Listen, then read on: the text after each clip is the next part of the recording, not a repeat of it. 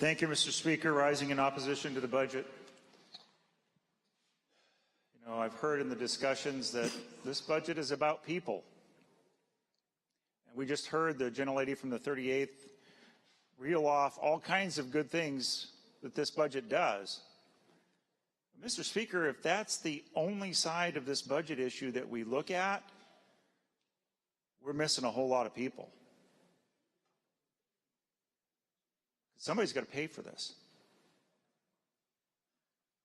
We also heard, Mr. Speaker, that we're going to be able to go home and look our people in the eye and talk about this budget. Boy, that one's going to be tough. That one's going to be real tough, Mr. Speaker.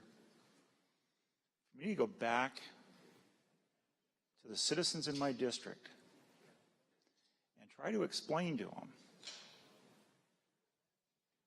how it was we left here last year with a $44.4 billion budget,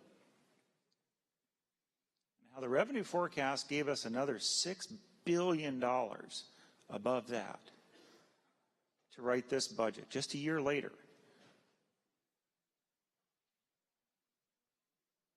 And the legislature said it wasn't enough. Boy, that's pretty tough to look them in the eye and justify that. The people, Mr. Speaker, the people who have to pay for this. We heard that there's going to be a capital gains tax that this is based on, Mr. Speaker.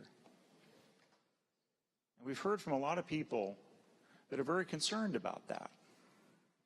Because supposedly a capital gains tax would not impact people's retirements.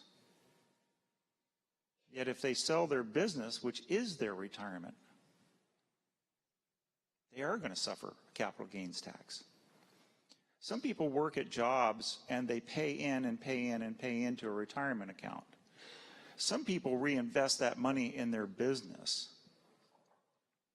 and they grow that business through sweat equity and sacrifices and reinvestment to build it, so that someday they can sell that off, maybe to one of their offspring, maybe to a partner, and retire. And that's their retirement savings. That will be taxed. What other taxes are going to be raised, Mr. Speaker? And who's going to pay them? We had an opportunity here to provide some tax relief, and we didn't do it. $6 billion more, and instead of giving tax relief, we're giving them a tax increase. Yeah, Mr. Speaker. There are people on the other side of the ledger.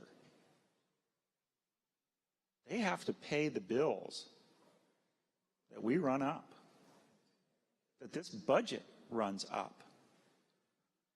And looking them in the eye, Mr. Speaker, and telling them, with all the resources we had, just wasn't enough. It just wasn't enough.